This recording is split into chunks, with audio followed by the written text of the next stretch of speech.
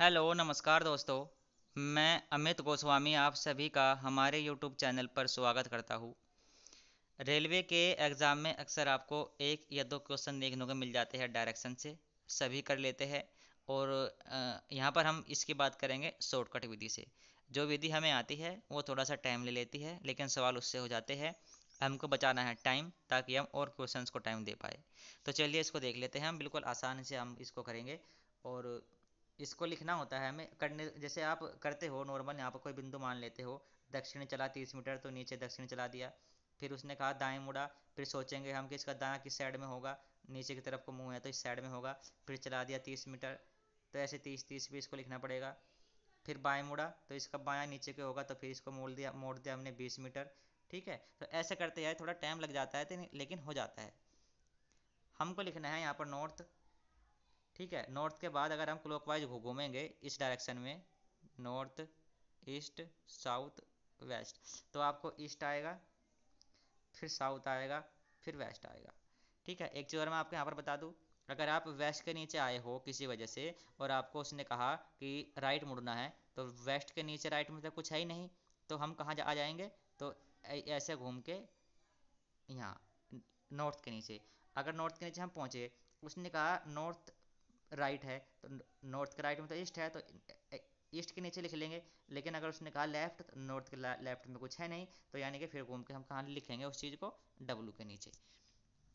ये आपको थोड़ा सा याद रखना है। अब हम क्वेश्चंस कर लेते हैं, आपको ऐसे ही करने हैं। इसमें सिर्फ उसने दूरी पूछी है, अगर वो दिशा पूछता तब भी हम ये मेथड लगा लेते। और यदि अब सिर्फ और सिर्फ दिशा ही पूछता तो उसके लिए भी एक शॉर्टकट की है, उसमें आपको ये सब भी लिखने की ज़रूरत नहीं है, तो वो तो और भी आपका आसान हो जाता है। ठीक है, तो उस टाइप के सवाल भी हम करेंगे। तो 30 मीटर दक्षिण की ओर चला, तो इस एस के नीचे हम लिख लेंगे 30। फिर वह दाईं ओर मुड़ा और सीधे चला 30 मीटर, तो फिर वो 30 मीटर चला, दाईं मुड़ा तो डब्ल्यू के नीचे आ जाएगा, चल पड़ा। फिर वह बाईं ओर मुड़ा, अब डब्ल्यू के नीचे हम यहाँ पर पहुंचे हैं, बाईं मुड़ा है तो एस के नीचे लिखेंगे 20, लिखेंगे 20 मीटर चला है।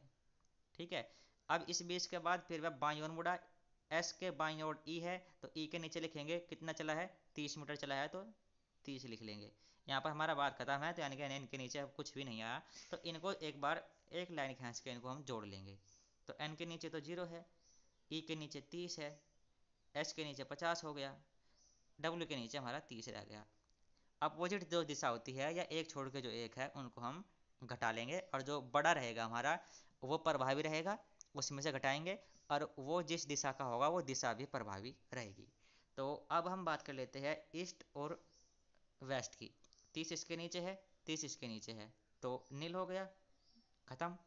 अब ये अपोजिट दिशा है, नॉर्थ और साउथ, इसमें से घटाएंगे, तो नॉर्थ तो 0 है, एस हमारा 50 है, 50 में से 0 जाएगा तो कितना बचेगा, तो 50, तो यही 50 हमारा उत्तर हो जाएगा। यानी कि वो प्रारंभिक बिंदु से 50 मीटर की दूरी पर है।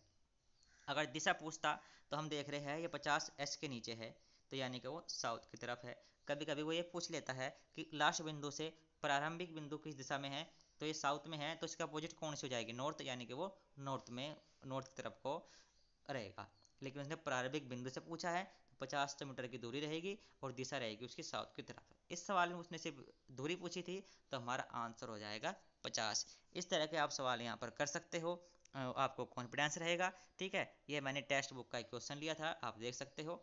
तो ये सेम सवाल है और इसका उत्तर भी यहाँ पर 50 ही आपको देखने को मिल रहा है। ठीक है, आगे इसी तरह के जो शॉर्ट ट्रिक्स आप हो सकते हैं, मैं आपको आगे भी लेकर के आता रहूँगा, आपको थोड़ा सा सपोर्ट कर देना है। इस वीडियो में इतना ही, थैंक यू।